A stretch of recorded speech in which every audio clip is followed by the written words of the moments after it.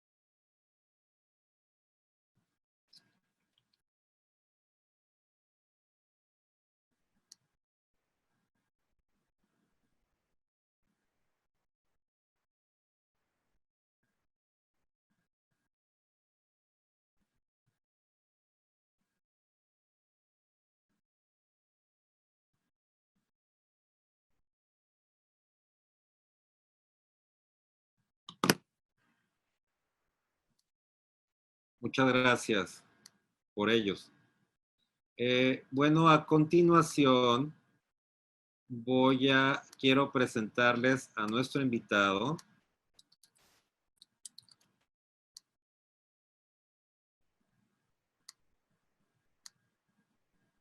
a nuestro invitado, que en este momento lo estoy haciendo panelista y lo estoy haciendo coanfitrión.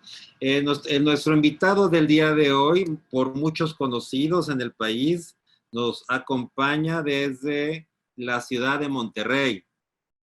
El doctor, quiero antes presentárselos antes por su nombre. ¿Quién es él? Él es médico cirujano con especialidad en ginecología y obstetricia. Ha sido nombrado experto en menopausia por la Federación Latinoamericana de Sociedades de Climaterio y Menopausia, y entre otras de sus múltiples actividades, que son muchas, además ha sido expresidente de la Federación Mexicana de Colegios de Obstetricia y Ginecología. Él radica en la ciudad de Monterrey, es un médico con mucha influencia en todo el país, y él cuando platicaba, a quien agradezco por supuesto, porque todas las personas que han venido aquí lo hacen de manera completamente altruista, con la única finalidad de aportar a la sociedad médica, sin importar nada más que eso, que todos vamos con un mismo objetivo.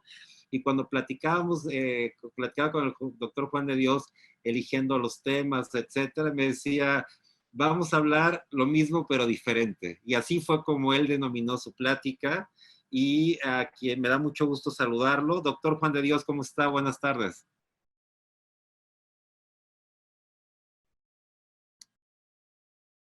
Doctor Juan de Dios, ¿sí me escucha?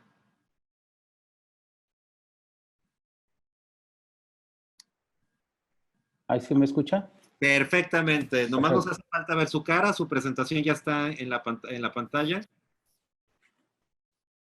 Si nos ayuda con su cámara, ya lo tenemos listo. Ya, perfecto. Bienvenido, Okay. doctor Juan de Dios. ¿Cómo está? Gracias. ¿Bien? No, pues, muchas gracias por la invitación. Me siento muy honrado. Gracias y pues esperemos que sea de utilidad mi aportación. Como siempre, doctor, muy agradecido, y quien le agradece más son todos quienes lo vamos a escuchar. Lo dejo, doctor Juan de Dios, muchas gracias por aceptar, y esperamos su magnífica ponencia. Muchas gracias, buenas noches. Gracias. Bien, pues muchas gracias por la invitación. Parece que no avanza la diapositiva. No sé qué, si hay algún problema. Ya avanzó. Ya, muy bien. Bueno, pues platicaba yo con licenciado Ávila que ya la Organización Mundial de la Salud nos presenta un término que me llamó mucho la atención, la infopandemia.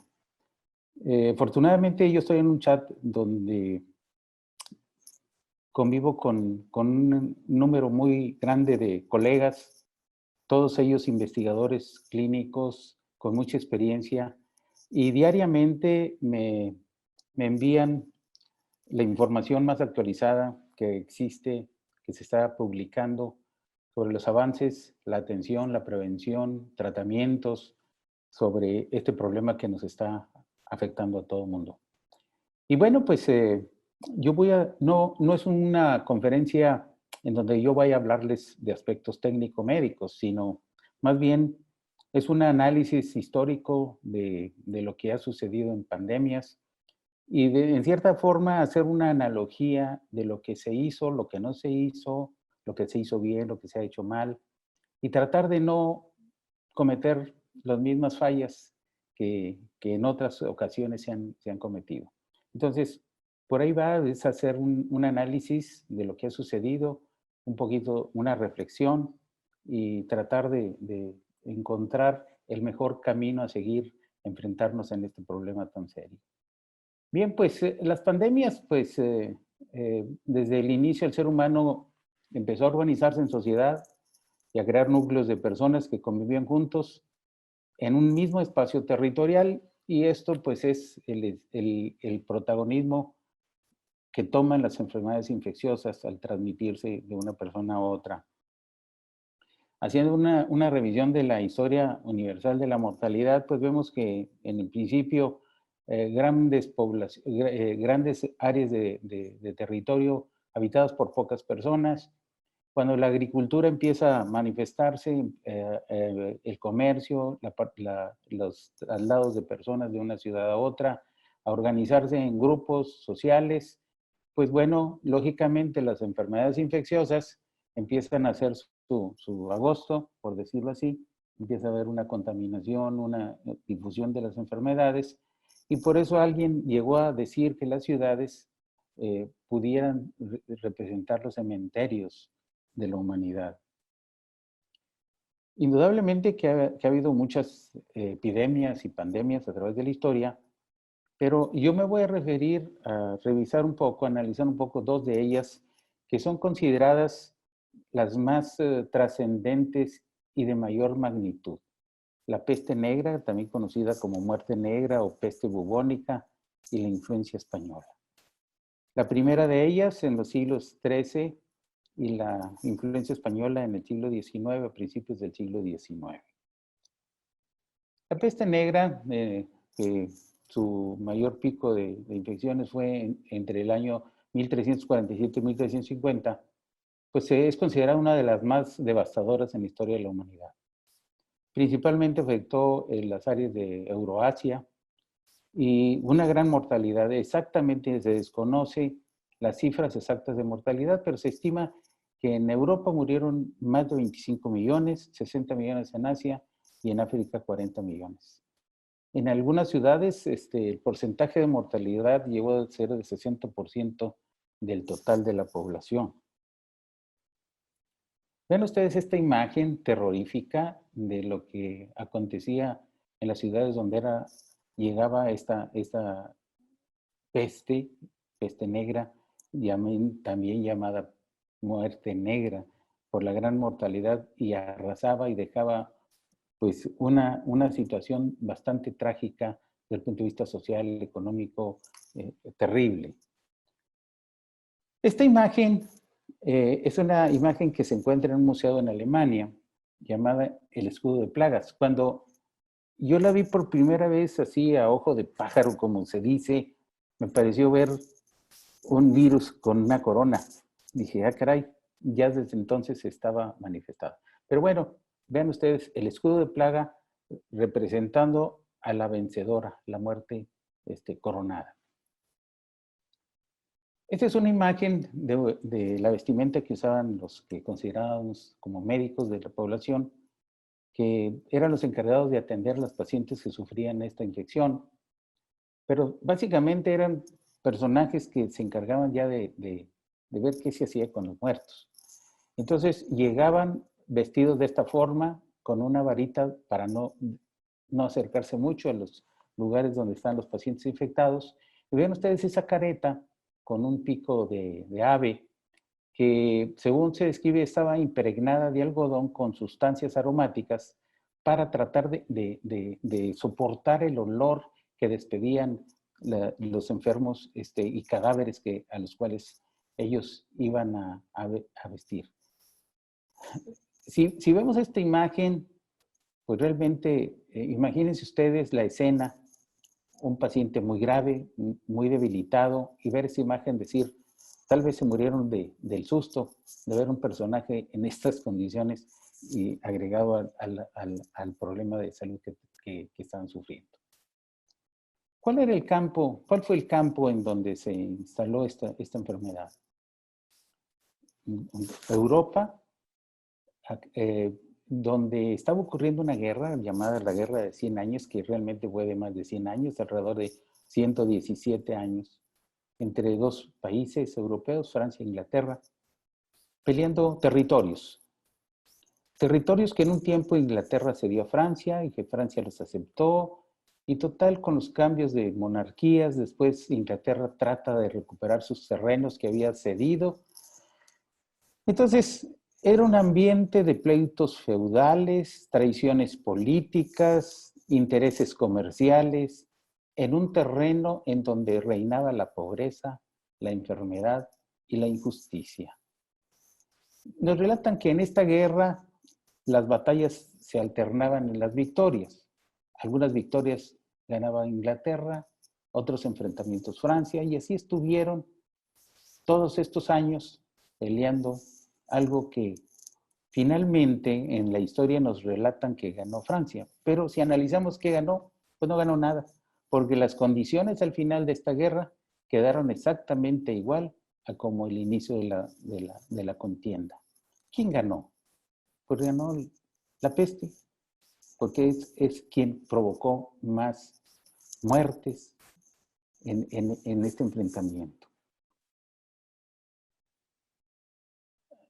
Los estudiosos de estos acontecimientos recurrieron a investigar las sepulturas de las personas que murieron en esta época y fueron a excavar panteones en donde habían sepultado a personas antes de la plaga y cementerios en donde habían sepultado a personas después de la plaga.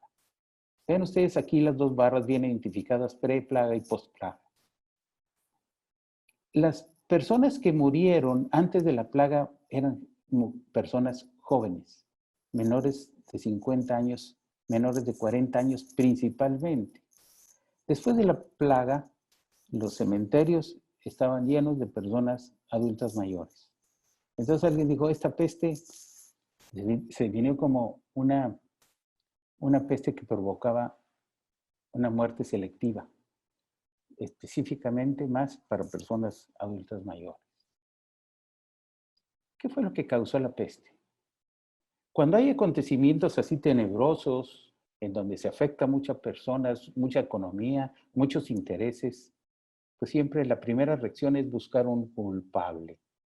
¿Quién causó este problema? Y pues lógicamente las primeras miradas a buscar culpables fue a la gente más pobre, a la gente menesterosa, que se ubicaba como gente malaseada, que tal vez su condición estaba maldecida divinamente. Y entonces en esa época mucha gente sufrió, además de su situación social, económica, de marginación, agresiones e inclusive asesinatos. Después alguien dijo, no es precisamente la gente más pobre, sino la población judía también recibió una agresión terrible porque pensaron que ellos estaban contaminando las aguas y esta era la causa de la peste. Entonces vean ustedes cómo la sociedad empieza en forma agresiva a buscar culpables y a ver quién paga los platos rotos, como diríamos. No fue hasta 500 años después que se descubre la bacteria que causaba esta enfermedad, Yersinia pestis. Así nombrada en honor a quien la descubrió, Alexander Yersin. Después de que pasa esto, ¿qué pasa? Viene una grave crisis económica y social. Está destrozada toda ese territorio, poblaciones, etc.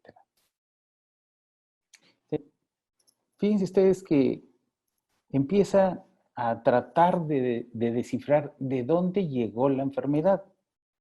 Y analógicamente dije, bueno, ¿qué es lo que se pensaba de esta enfermedad? Que llegó de China, como que me recuerda algo actual, que llegó de China y produjo esa bacteria, se alojaba en las ratas, y cuando no había ratas porque morían por hambruna, etcétera, la rata buscaba dónde alimentarse y empezaba con otros animales, aves que volaban y las llevaban la infección a otros lados. La pulga en las telas, los comerciantes que viajaban por barco a otros lugares la llevaban en sus telas y muchos de los comercios de telas venían de China, la seda de China y las ratas en los barcos y llegaron a países del Mediterráneo, principalmente Inglaterra. Y ahí empezó a difundirse en Europa esta enfermedad. Ven ustedes, que la observación de decir, llegan comerciantes y después de cierto tiempo empiezan a caer enfermos. Y entonces veían que el tiempo que permanecían los comerciantes en los mercados era alrededor de 40 días, desde que empezaba una enfermedad hasta que moría la persona. Entonces, de ahí empezaron parece ser que ahí fue uno de los orígenes de lo que ahora conocemos como cuarentena. Vean esta imagen, es una pintura de Goya y Lucientes en 1798, ¿sí? Él le puso Corral de Apestados. Lógicamente, Goya vivió y vio una escena de estas y de ahí su pintura. Vean ustedes las condiciones en las que se colocaba a las personas infectadas por una epidemia de esta naturaleza. Totalmente aberrante. En, eh, es triste que a veces ver esta pintura y podemos decir al ver estas imágenes que Goya y Lucientes debemos de considerarlo como el cronista de los acontecimientos de esa época, ¿sí? Con su arte nos muestra lo que estaba sucediendo y cómo se atendía al enfermo de esta situación que afectaba a la humanidad. Hay otro cuadro que le llamó El Corral de los Locos, muy similar a esta situación porque ahí es donde confinaban a las personas con enfermedades mentales en una situación terrible. Los invito a que vean ese otro cuadro de Goya para que vean y capten las situaciones que Goya en su arte nos muestra como cronista de esta situación. Influencia española. Una enfermedad que llega a América en el año de 1918. Ahorita revisamos por qué se le llama influencia española. Fíjense que se considera la influencia española como la pandemia más devastadora a través de la historia.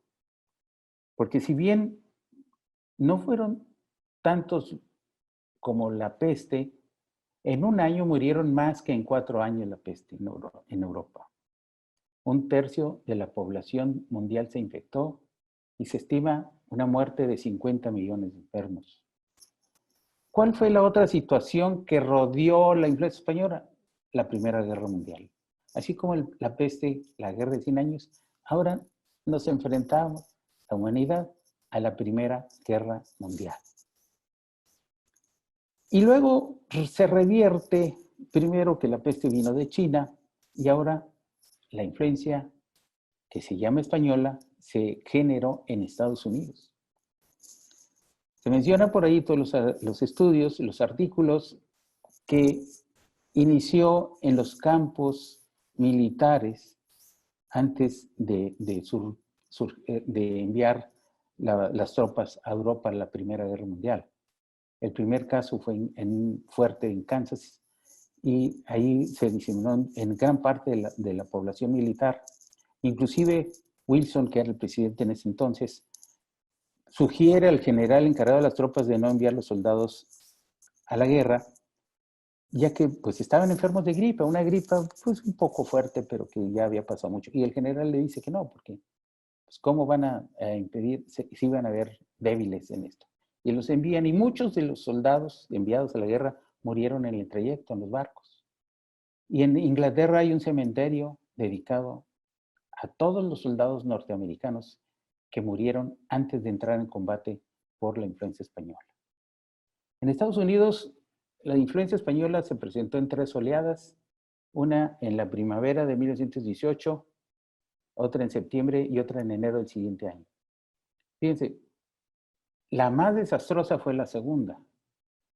Y analizando el por qué, pues en la primera se confió la gente. Se empiezan a confinar, se empiezan a replegar, ya pasó, ahora sí salgamos, como parece ser que vamos a hacerlo nosotros, y empieza a resurgir nuevamente la pandemia, pero en forma desastrosa. Una terrible mortandad en la siguiente ola. Después, la siguiente, la tercera, ya fue mucho menor.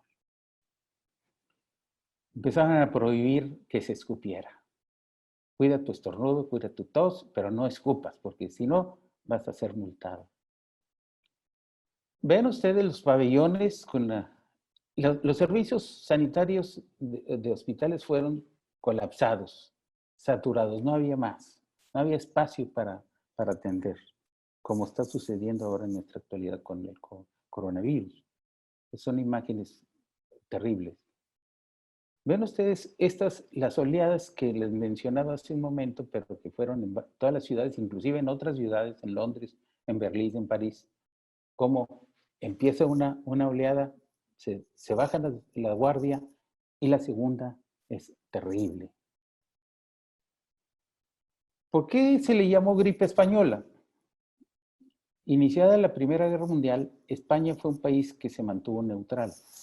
Entonces no había restricciones para reportar los casos y se publicaban tanto. Y se manifestaba como el país con más casos y con mayor mortalidad. Entonces es una gripe de España, una gripe española, pero en realidad fue llevada por los soldados norteamericanos hacia Europa. Se reconoce como inicio en los campos militares en Kansas y de ahí las tropas infectadas llevaron al resto de los países. Entonces, una de China, una de Estados Unidos, ahora de Estados Unidos es de China, y a ver a quién se le echa la culpa. Pero lo más triste de todo esto, vean ustedes, esta publicación en mayo de 1918, en donde dice, no pasa nada, tranquilos, son falsos rumores, no le crean. Esta es la gripe, así le definieron, la gripe de moda. Falsos rumores de alarma, así lo tituló el periódico El Sol en Madrid. No pasa nada. Eso es el 29 de mayo de 1918. Y luego, en el mismo mes, dice, sigue causando estragos la epidemia gripal. Ahora sí, los hospitales colapsados, los hospitales militares también tenían todas las plazas ocupadas. La ofensiva de la Primera Guerra Mundial fue, fíjense ustedes, Alemania abdicó de seguir en la lucha, aceptó los tratados de Versalles de paz y dijeron, mejor aquí la terminamos porque se está muriendo más los soldados de la gripe que de la guerra. Inclusive dicen por ahí que Wilson cuando fue a firmar se desmayó porque ya iba enfermo. En esa época ya empezaron a decir, bueno, pues hay que cubrirse, ponerse la careta, ponerse el cubrebocas, y vean ustedes este grupo de voluntarias haciendo los tapabocas para que nadie estuviera exento de usarlo. Y entonces se dictó obligación de que todo el mundo debería tener cubrebocas. Estamos en las mismas, ¿verdad? Vean ustedes, los militares, los enfermeros, enfermeras, médicos y toda la población tenía sus cubrebocas, sus mascarillas. Inclusive no sé si sea como la categoría que ahorita tenemos de 992 o 99, no sé, no recuerdo qué número se le da al cubrebocas que es más efectivo. Vean ustedes los picos de mortalidad en una ciudad, Filadelfia, en donde en septiembre, a inicios de septiembre, se detecta el primer caso y las medidas se toman un mes después. Vean la mortalidad en Filadelfia.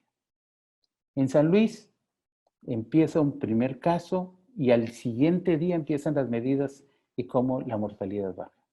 Hemos aprendido, ¿sí? Se descuida, se baja la guardia y resurgen los casos.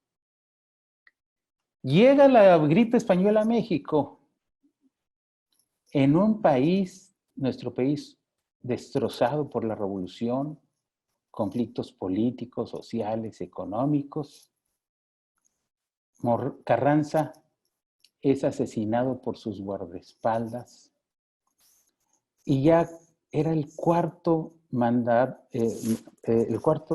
dirigente de nuestro país que moría asesinado.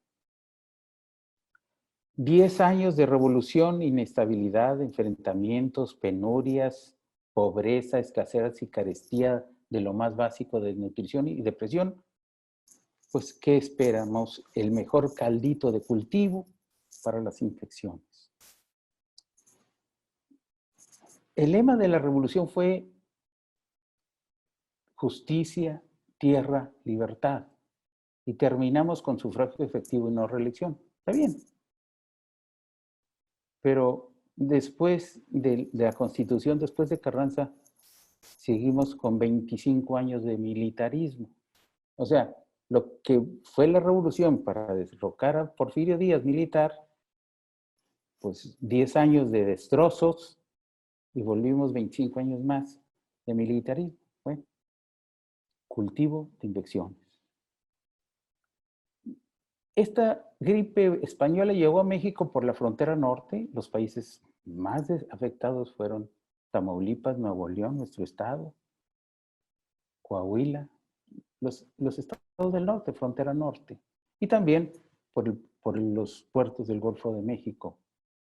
Y es que llegó un buque, el buque Alfonso XIII, que fue notificado por el embajador mexicano en Cuba y le avisa a la Cancillería, cuidado porque ahí les va un buque con pasajeros infectados. Y además llevaba cargas, no sé de qué, ignoro qué cargamentos traía, pero había 19 que ya traían síntomas nada más. Y dice, pues hay que hacer algo, pero la Cancillería aceptó y recibió el buque.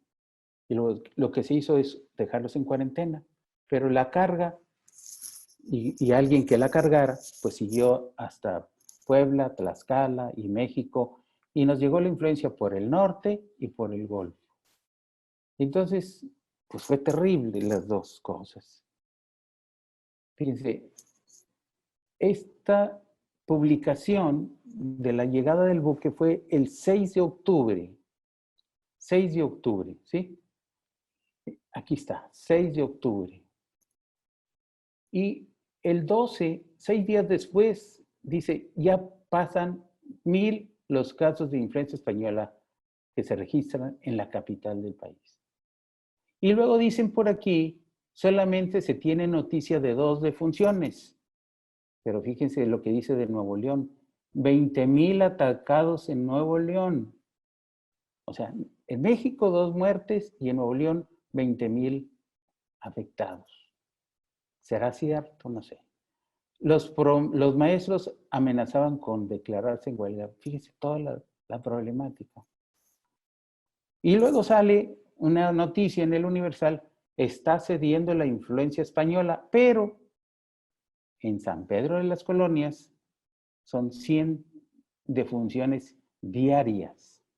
100 defunciones diarias. Y hay que pedirle medicinas a los vecinos del norte. Ya no podemos. 16 de octubre. Se está cediendo la influencia española. El 12 de octubre, en Puebla, la Oficina de Salubridad dirige este comunicado al presidente municipal. El Consejo carece hoy de los elementos más precisos. No hay con qué desinfectar. ¿Sí? Así estamos. Y eso es en Puebla y en todos los lugares así están las cosas. Estos eran nuestros tratamientos. Para el 24 de octubre, o sea, 12 días después, las cifras llegarían a 60,000, con entre 1,500 y 2,000 muertes diarias. Diarias. Teníamos este laxativo, aspiroquina, y se llamaba Redención, con la imagen del Sagrado Corazón. Dice, no es un sacadinero. Esto para la influencia española cuesta 2 pesos los 350 gramos. Y esto era para desinfectar los pisos. Esos eran nuestros tratamientos. Esta caricatura es de Argentina y cómo choteaban todo lo que se hacía para evitar. ¿Sí? El 12 de octubre del 18, ante los brotes, el Consejo decide que no hay tráfico en las calles de las 11 a las 4 de la mañana y esto se va a castigar con 5 pesos de multa a quien no lo cumpla. Y entonces se cierran todos los centros de reunión, teatros, clubes, escuelas, cantinas, todo. ¿Sí? Y los militares iban a vigilar que en las casas no hubiera un enfermo y obligadamente lo llevaban a confinarlo a algunos asilos. Hasta 81 años después se supo qué causó la influencia española. Este hombre, Johann Hultin, un bacteriólogo, microbiólogo, que fue a Alaska porque decía, pues ahí los cuerpos que sufrieron la enfermedad en hielo se pudieran conservar, y sí, pidió permiso, sacó unos cuerpos, tomó muestras de pulmón y se los llevó a estudiar, pero no pudo aislar porque estaban muy limitados sus recursos, sus laboratorios. Después supo de otras personas que ya en 1997 ya estaban trabajando en virología y en bacteriología, y le dijeron, les preguntó que si les llevaba muestras podían, dijo, sí, tráenos unas muestrecillas, y aquí está, 20 y tantos años después, fue a excavar nuevamente con herramientas de jardinería que su esposa le prestó y encontró unas muestras de pulmón de una chica jovencita que había muerto y se había conservado, y él la llamó Lucía. Y Lucía le prestó un pedacito de pulmón y con él se describieron el virus que estaba causando la influenza española. Lo que a mí siempre, ahora que estoy revisando esto, me llama la atención que cuando yo estaba en primaria, en secundaria, nadie me habló de la influenza española. Nadie. Yo no sé. Entonces, se hablaba de Pancho Villa, de Madero, de Venustiano Carranza, de Obregón, pero de la epidemia que mató más gente que en la guerra, nadie decía nada. Nada. Entonces, las únicas comentarios que yo escuché de niño era de mi papá. Y perdón que lo diga con estas palabras, porque mi papá, de 10 palabras que decía, 5 eran maldiciones. Y entonces, perdón, voy a decir lo que él me dijo. No lo digo. Dijo, fue una gripa muy cabrona. Eso es lo que yo supe de esta enfermedad en la escuela y en mi casa. Y nadie habló nada, absolutamente nada. Entonces, bueno, nosotros cambios en el patrón de enfermedades infecciosas. Tenemos nuevas enfermedades, nuevas formas de manifestarse de enfermedades que ya estaban antiguas, nuevos nichos ecológicos de patógenos tradicionales. Cuando yo estaba estudiando medicina, decían, hablaban de cólera en los libros, y yo decía, no, pues allá en la India o no sé dónde, pero ya tenemos cólera en México. Nos decíamos, ahora la gente desayuna en un continente y cena en otro. Puede traer una bacteria que aquí no es conocida, que se manifiesta distinto. No es lo mismo adquirir una enfermedad por el aire, por contacto, que una enfermedad infecciosa transmitida por un trasplante de un órgano, por una transfusión. O sea que las manifestaciones ahora son distintas, la misma bacteria. El uso de antibióticos, también las resistencias, en fin, todo esto ha cambiado. Cambiamos el estilo de vida, diferentes formas de expresión sexual. También una paciente, perdón que les diga, así en broma, cuando exploré en la historia clínica su comportamiento sexual, me dice, mire doctor, con mi pareja solamente nos falta tener relaciones por las orejas. Bueno, cambio en actividades laborales, modificaciones en la dieta, la migración, los progresos médicos también forman parte de la transmisión de las infecciones. Yo entré a medicina en 1966 y esas eran las enfermedades de transmisión sexual que nos decían: linfogranuloma venéreo, sífilis, chancroide, gonorrea, granuloma inguinal. Ahora, 20 años después y hasta la fecha, puedo decir que todas las infecciones pueden ser motivo de transmisión de infección sexual. Tenemos otras formas de expresión sexual. La sífilis es una enfermedad que se diagnostica fácil, se trata y se cura. Y pensamos que ya no había eso. Pero ahorita en ciudades muy civilizadas hay brotes nuevos de sífilis. Y escuché por ahí que la civilización va acompañada de la sifilización. Bueno, a lo mejor así es. La medicina tiene una cara inmutable, pero también una cara cambiante.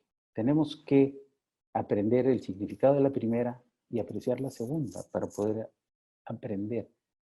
Recordar las enseñanzas del pasado, en un momento en que el coronavirus despierta una solidaridad, ¿verdad? Sí, pero en ocasiones también miedos, discriminación e injusticia, que no podemos permitirnos. ¿Qué nos hace distintos a las otras pandemias? Que no tenemos una guerra tan terrible como sucedió en esos dos acontecimientos. Lo importante era publicar lo que estaba aconteciendo en las guerras, pero no hablaba de la enfermedad nadie. Y ahora la enfermedad es el punto número 1.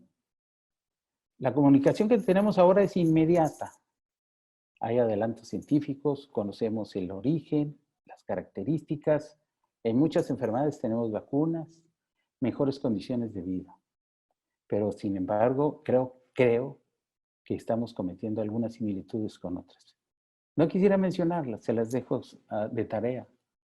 Y creo que vamos a empezar a descubrir algunas cosas que hemos estado repitiendo que no hemos tomado en cuenta. Esa es la pandemia actual.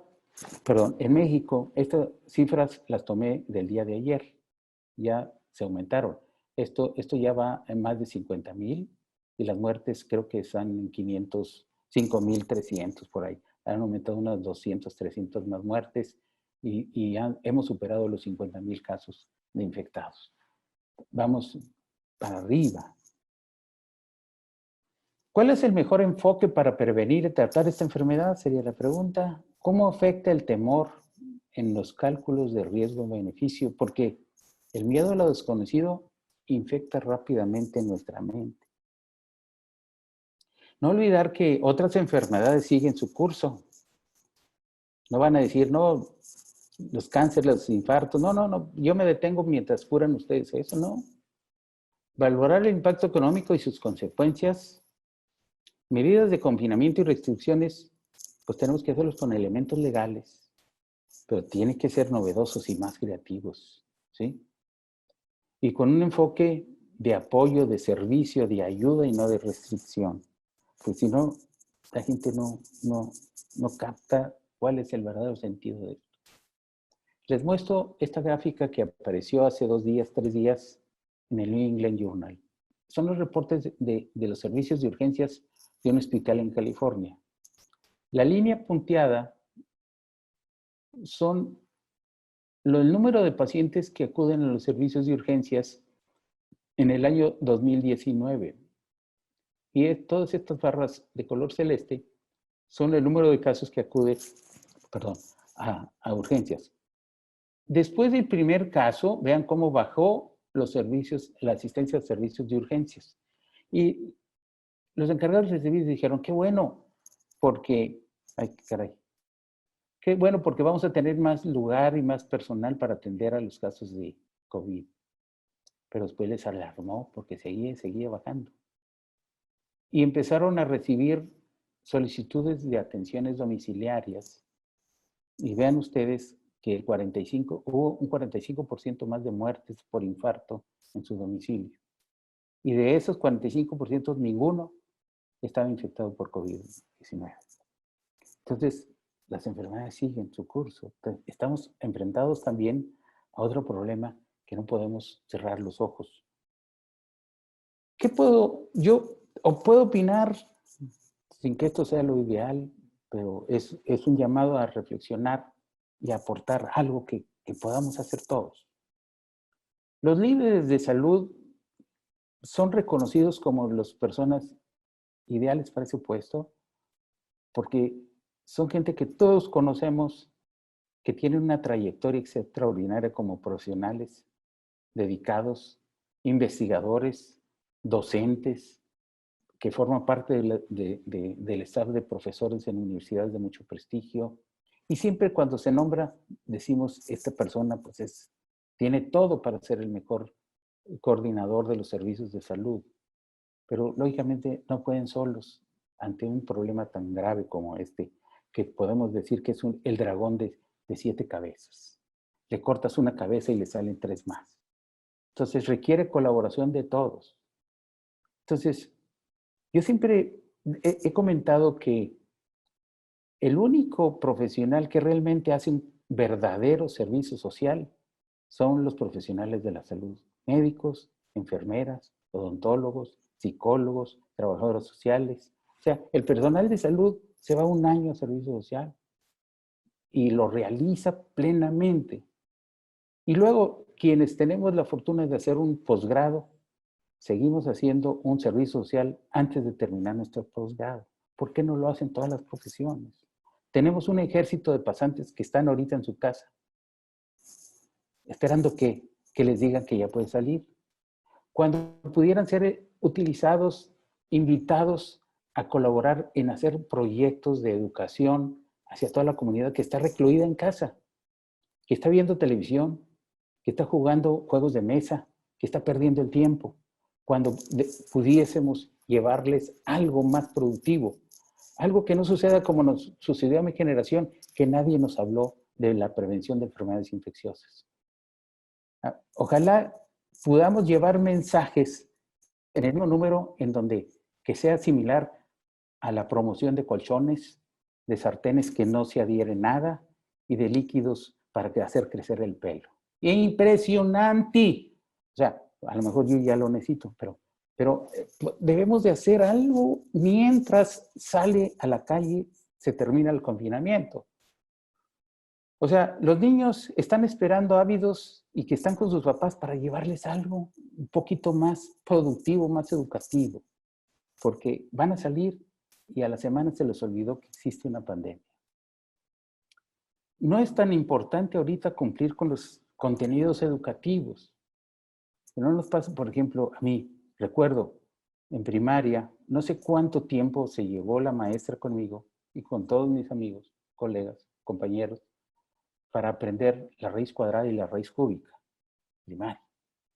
Y en secundaria, cuadrado del binomio y cuadrado del trinomio, que nunca me explicaron para qué me iban a servir. Afortunadamente nunca he necesitado de esas fórmulas para nada, pero mucho tiempo dedicado a algo inútil.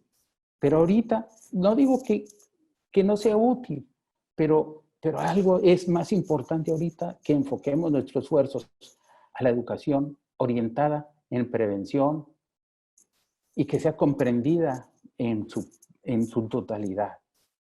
Antes de salir, busquemos estrategias para salir preparados, un poquito, tener la seguridad de que podemos hacer algo mejor. Pero eso es la creatividad que todos, de alguna forma, cada uno de nosotros podemos aportar.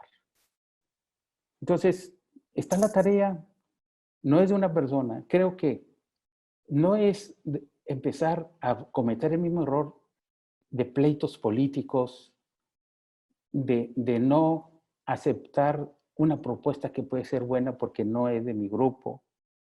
Eso es desgastarnos, de diluir nuestra fuerza en algo que no va a resultar. Si realmente queremos ser efectivos, es la unidad lo que nos va a dar la fuerza. Algunas cosas, habrá diferencias políticas, sociales, es lógico, somos humanos, pero ahorita nuestra atención debe ser todos hacia el mismo canal. Esa es mi impresión, mi opinión, perdón, mi opinión muy particular. Perdón que me eche un trago de café.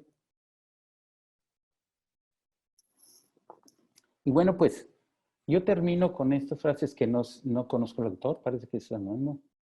Y hace preguntas, dice, ¿qué pasa cuando se abrazan el amor y la muerte? ¿Se morirá el amor? ¿O se enamora la muerte? Tal vez la muerte moriría enamorada y el amor amaría hasta la muerte. Les agradezco mucho su atención. Gracias. Bravo, doctor Juan de Dios, muchas gracias. Muy buen mensaje el que nos acaba de dar. En lo personal quiero comentarle que coincido con usted. Esta labor es una labor de todos. No podemos nadie quedarse fuera de decir esta no es mi responsabilidad, hacer algo para enfrentar esta pandemia y mucho menos de un tema político. Y a propósito de eso, en nuestro webinario, por supuesto que ha habido gente del ámbito político que le ha interesado participar en este webinario, pero algo que hemos evitado precisamente es evitar a gente que pueda girar para un lado o para otro este tema. Y por eso este webinario ha tenido el éxito que ha tenido, porque aquí venimos a decir lo que es sin tapujos y con el fin de aportar, y muchas veces con mejor información que la que se da en los medios de comunicación. Y entonces, bueno, ese ha sido uno de los éxitos y por eso yo le agradezco, doctor Juan de Dios, y le vamos a hacer algunas preguntas que nos hace el público. Bueno, nada más les digo, mi política es que yo no respondo preguntas difíciles. Ay, doctor, ¿No? por favor, son solamente, Sí, todos son Doctor, puras felicitaciones. Gracias, gracias. Sí. Son todas, nos están haciendo algunos detalles por Facebook, otro por acá. Doctor, ¿usted cómo ve, en el caso nos preguntan, cómo ahora, con tanta tecnología que tenemos, eh, cómo ve que seguimos enfrentando las pandemias de la misma forma que lo hicieron hace 100 años? Esto es, ¿usted cree que si llegara una pandemia posterior, otra pandemia, o un virus diferente, más letal, tengamos que enfrentarla de la misma forma, o cree que esto que estamos viviendo hoy en día pueda enseñarnos a hacer las cosas diferentes? Definitivamente, esta experiencia desagradable, ¿verdad? Nos debe de enfocar a ser más creativos para responder mejor a las situaciones. Y creo que el mensaje no solamente para prevenir infecciones, sino que pienso yo que es una oportunidad de rediseñar nuestra estructura. O sea, por decir, a veces hay espectáculos masivos, artísticos, en lugares en donde dices tú, es una capacidad para 1000 personas, pero ingresan 2000. O sea, no hay control. Dice, no, pues no pasa nada, siéntate en la escalera y ponte de pie, unos sentados, otros. O sea, no se respeta lo que ya sabemos que debe de respetarse. O sea, nos debe de orientar a modificar nuestras conductas, no solamente en la prevención de infecciones, porque les mencionaba, se está muriendo más la gente de enfermedad cardiovascular.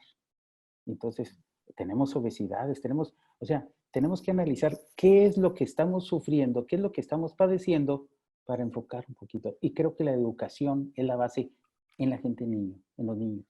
De acuerdo, de acuerdo. Coincido con usted que el tema educativo es el mejor. Muchas veces las personas no siguen las indicaciones por un tema cultural, porque no hay conciencia, no hay educación, y si tuviéramos todos un buen rango de educación, pues el nivel de conciencia y acciones pues, facilitaría todo. Fíjese además que también el Estado quizá no tenga todas las herramientas jurídicas para enfrentar ese tipo de temas, y creo que el Congreso de la Unión tendrá que trabajar mucho en el tema. Aranza Lugo nos pregunta, con esto del COVID, ¿usted considera que tardaremos en volver tanto a la normalidad como en las otras pandemias mencionadas? ¿Cuál es su opinión? Miren, el término normalidad es lo común. O sea, creo que cuando hablamos de lo normal es lo más frecuente. Y creo que lo normal va a tener que ser distinto, ¿sí? O sea, ya no podemos eh, comportarnos de la misma forma en los restaurantes, en los vías de comunicación. O sea, tenemos que empezar a reeducarnos para que esa normalidad, en sentido de ser que lo que hacemos con más frecuencia, lo hagamos mejor. O sea, el término normalidad yo lo veo como que es lo que hacemos más frecuente. Entonces, cambiar nuestra normalidad es reeducarnos, o sea, simplemente reeducarnos. Eso sería, pero tendrá que ser distinta. Muy bien, doctor. Yo sé que en la siguiente pregunta me va a decir que no tiene una bolita mágica para saberlo, pero se lo voy a hacer la pregunta. María de Los Ángeles nos pregunta, ¿podremos esperar un largo tiempo para lograr el control de la pandemia con un alto número de muertes que aún no imaginamos? Híjole, la pregunta de los 64,000 pesos. O sea, yo creo que, miren, diario estamos recibiendo datos y predicciones. Datos y predicciones. O sea, los mortales, los ciudadanos, debemos de hacer las acciones que podemos realizar, independientemente de lo que vaya a pasar mañana. O sea, no estemos pensando que a lo mejor mañana va a haber 1000 y van a ser 2000 y van a ser 3000. O sea, estamos viendo gráficas. Exacto. Pero vamos a ver qué estoy haciendo yo en mi casa, con mis hijos, con mi familia. Muy ¿sí? bien. Ahí está la clave. Y lógicamente eso es lo que puede incidir. Sí. ¿Cuánto, cómo? Tenemos que hacerlo todos. Ahora, doctor, una pregunta de María Esther Martínez. Como usted sabe, hay muchos países que adoptaron medidas diferentes, que le dieron prioridad al tema económico, que no cerraron y otros que le dieron prioridad al tema de salud y cerraron. Aquí en México, pues fue como que un híbrido, como que sí y ahorita como que ahí vamos. ¿Usted considera que es un buen momento, en su opinión, que es un buen momento para levantar la cuarentena en algunos estados o en algunos municipios? Bueno, México, pareciera que México somos tres países. A veces somos un país en el norte, un país en el centro y un país en el sur. Diferentes en muchos aspectos. A veces los recursos económicos, a veces nuestra cultura, nuestra geografía. O sea, todo hace que a veces nos comportemos de distinta forma. Yo pienso que tendrá que ser adecuado a cada comunidad, ¿sí? Porque también las repercusiones económicas de estar recluido no son las mismas repercusiones que tienen en un sector o que tienen en otro.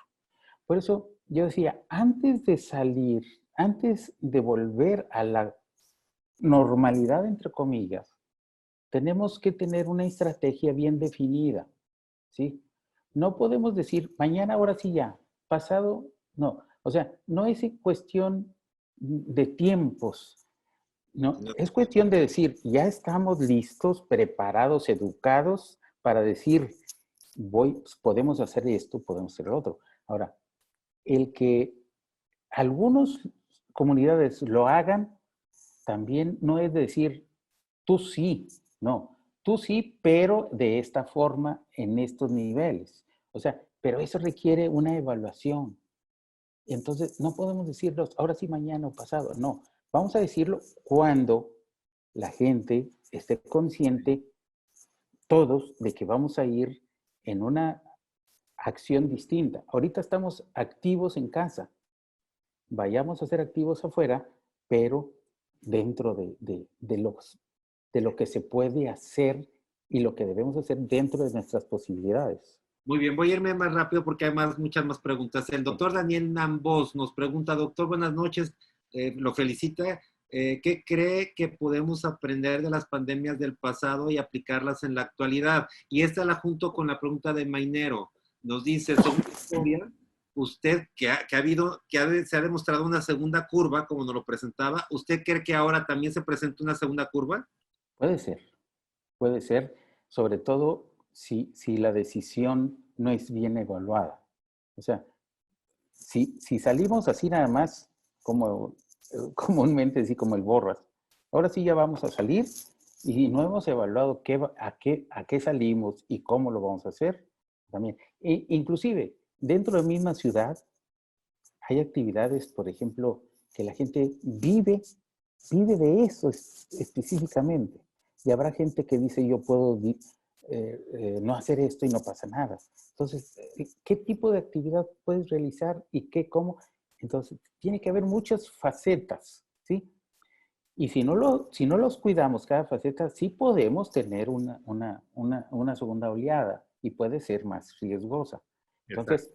Entonces, pues sí puede ser. Muy Eh, bien. hay muchas dudas todavía, muchas, Muy bien, lo felicita el doctor Jorge Montalvo de Mazatlán, también gracias, el doctor José Luis Martínez Guevara de Monterrey le manda un saludo. gracias. La doctora Porfiria Sandoval Arroyo de Acapulco nos pregunta que además, que estoy de acuerdo con usted en la medicina preventiva, que es primordial, y que sin embargo usted considera, además de las recomendaciones que ha hecho el gobierno, alguna medida adicional que considera que debemos de hacer, además de la medida de la educación preventiva. Pues hay tantas cosas que podemos hacer, pero creo que la cuestión es no pelearnos. O sea, no hacer acciones que vayan a contradecir bruscamente otras y total se neutralice una acción. O sea, yo creo que la actitud propositiva, decir, bueno, nuestras autoridades proponen esto, pues hay que aceptarlas y hay que acatarlas, pero hay que proponer también. O sea, de esto, la persona que acata y cumple va a experimentar algo que puede aportarlo. O sea, tenemos que estar aportando. Y creo que las asociaciones médicas tenemos mucho que hacer. O sea, aquí tenemos muchas oportunidades como esta vía digital de tener reuniones y proponer algo acorde a las posibilidades que tienen las autoridades. Subirnos al mismo tren, caminar juntos con la aportación. O sea, los médicos, el personal de salud, somos los que sabemos esto. Entonces, tenemos que sacar, ser más activos, proponer.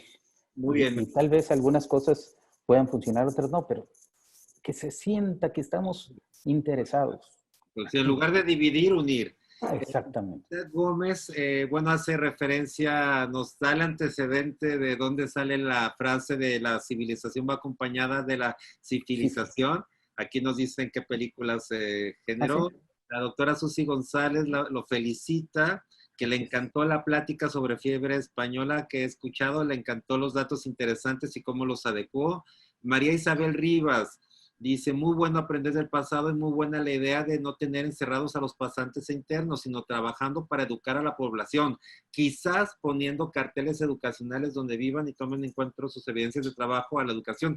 Y no solamente impresos, con todos los medios electrónicos que tenemos, generar como un canal de educación, creo que es para población abierta, va enfocado a profesionales de la salud, pero quizás un canal a población abierta donde no tengamos fake news, que no tanto nos, como dice el doctor, nos ha afectado porque dividen en lugar de unir.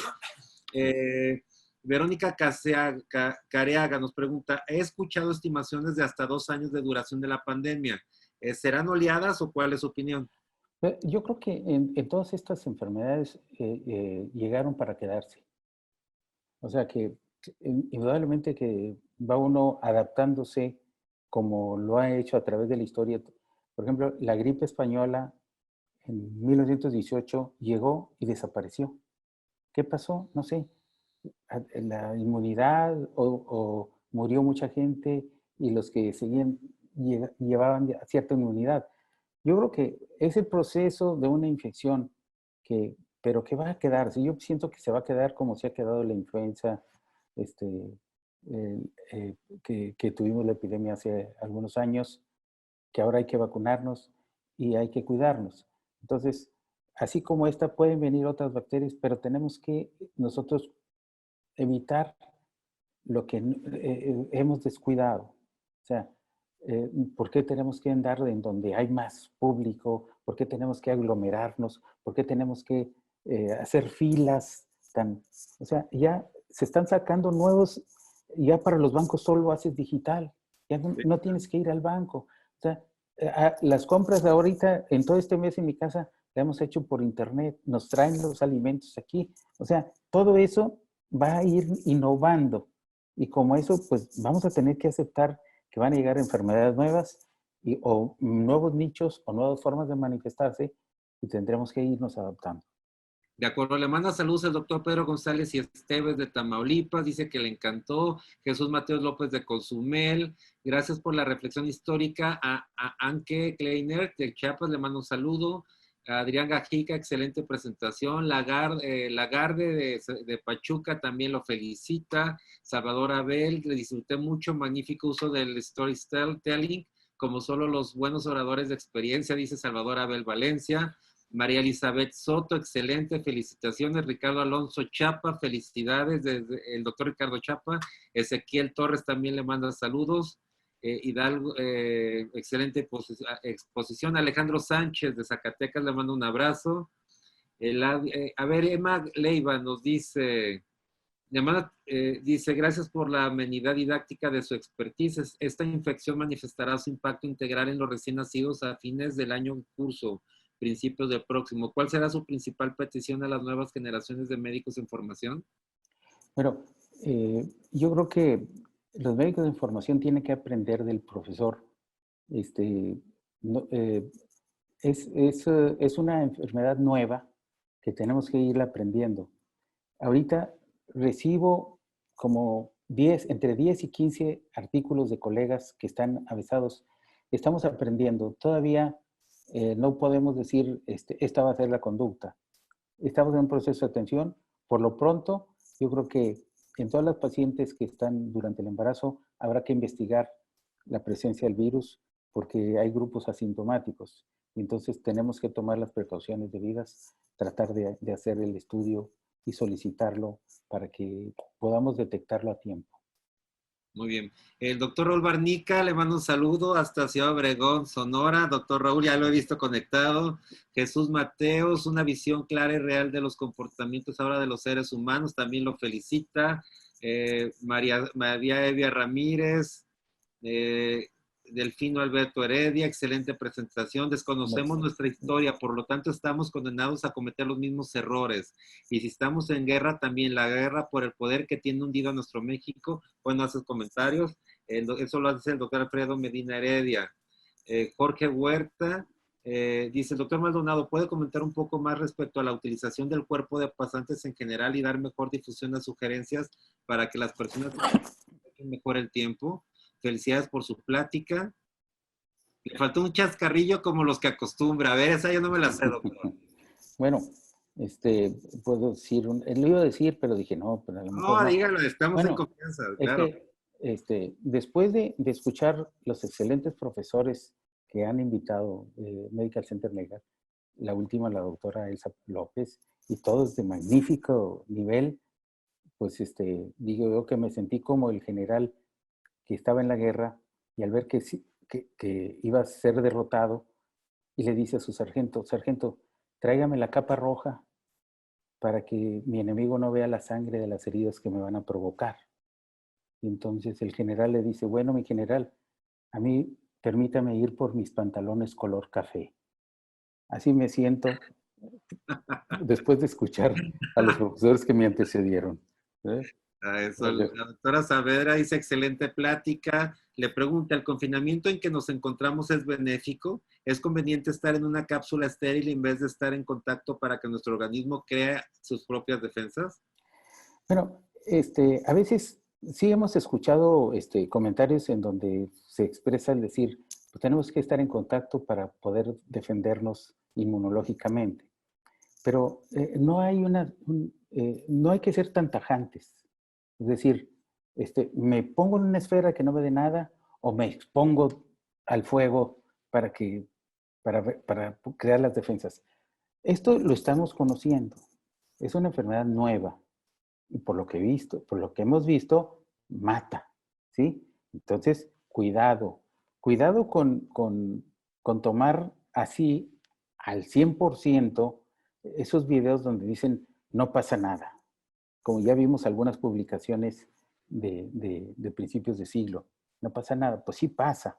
Entonces, no hay que ser tan extremosos de decir, estoy bañado en alcohol y estoy, ¿cómo se llama el personaje ese millonario obsesivo de la limpieza? No recuerdo su nombre. O sea, no hay que caer en ese extremo, pero tampoco abrirnos de pecho y decir que me caigan las balas para que me hierva y poderme curar después con la cicatriz. O sea, hay infecciones que hay que ser lo más precavido posible desde el punto de vista higiénico. A veces nosotros pensamos en nosotros, es decir, que me dé, pero a lo mejor tú vas a enfermar a otro y el otro, como decía, hay enfermos diabéticos, enfermos hipertensos, enfermos inmunodeprimidos, desnutridos, con otras enfermedades en las cuales yo no sé si esa persona va a responder igual que yo. Entonces, el decir que me dé, pues está bien, tú estás pensando en ti, pero debes de pensar también en el de enfrente, ¿sí? O sea, que el de enfrente es un diabético, es un hipertenso o tiene cáncer. Y a lo mejor ese sí, si tú dices que me dé, a lo mejor a ti no te da, pero a él sí, tú se la llevas. Entonces, hay que ser ecuánimes en esto. Hay que tener la higiene, los cuidados, no estornudar, cubrirnos, porque ahorita estamos aprendiendo todos. Todavía no tomemos la iniciativa tan a la ligera. El tiempo nos va a ir midiendo y nos va a dar las soluciones a todo esto. Muy bien, doctor Juan de Dios. Le manda saludos al doctor Sergio Quintero, que es el presidente de FEMECOT, Ángel Gabriel Ortega, Sergio Jesús Rosano, Juan Manuel Jiménez, Márquez Jiménez, Raquel Navarro. No, doctor, está larga la lista de felicitaciones. Ahorita escuché al doctor Delfino Heredia de Minatitlán que me manda a saludar, un saludo muy afectuoso, un gran amigo, el Alejandro Martínez Vivas.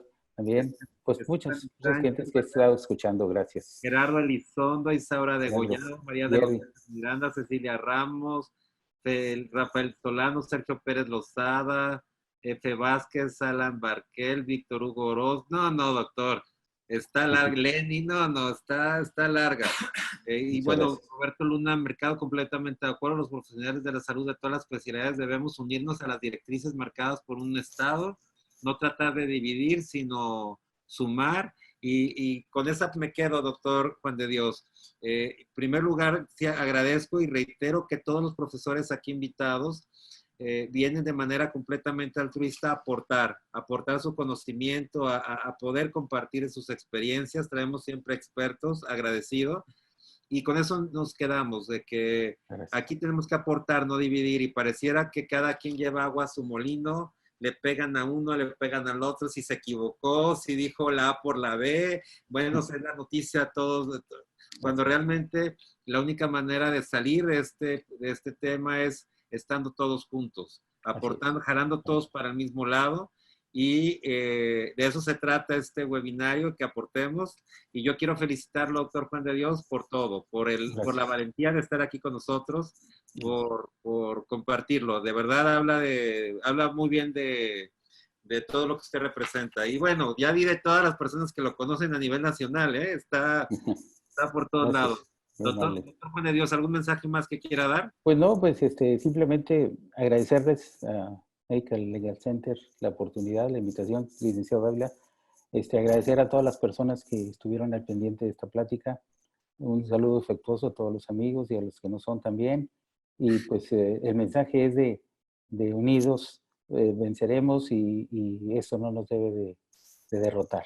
Un saludo a todos los huevonautas. Si escuchó bien, dije huevonautas, para que no se malinterprete mal, ¿verdad? Muchas gracias a todos. Saludos. Muchas Buenas gracias a noches. todos. Antes de despedirme, les recuerdo que esta plática y todas las que hemos generado están disponibles en Facebook de Medical Legal Center y en el de Yo Soy Médico 17. Y también a partir de hoy en YouTube pueden suscribirse en el canal de Medical Legal Center. Les recuerdo que Susana Hernández y Bernadette Casilla nos han compartido cápsulas de cómo el estrés, cómo manejarlo para los profesionales de la salud. Mi agradecimiento, como siempre, a Yo Soy Médico 17, que nos presta su plataforma de Facebook, donde transmitimos completamente en vivo también a todo el país. Es más, hoy esta plática nos están viendo de Nicaragua, de Colombia, de Estados Unidos, de República Dominicana y, por supuesto, de nuestro país. Les recuerdo el día de mañana, como siempre, a las 8 en punto, vamos a tener el foro de agrupaciones médicas nacionales. 4 invitados presidentes de agrupaciones médicas nacionales que nos dirán cuál es su reto para enfrentar este COVID, qué están haciendo las agrupaciones médicas. Ya el doctor Juan de Dios dio unos tips, pistas. Y bueno, los esperamos, si Dios quiere, el día de mañana. Muy agradecidos con todos. Hasta mañana a las 8 en punto de la noche, como todos los días. Doctor Juan de Dios, muchas gracias. Saludos a todos. Buenas noches. Gracias, buenas noches a todos. Hasta luego.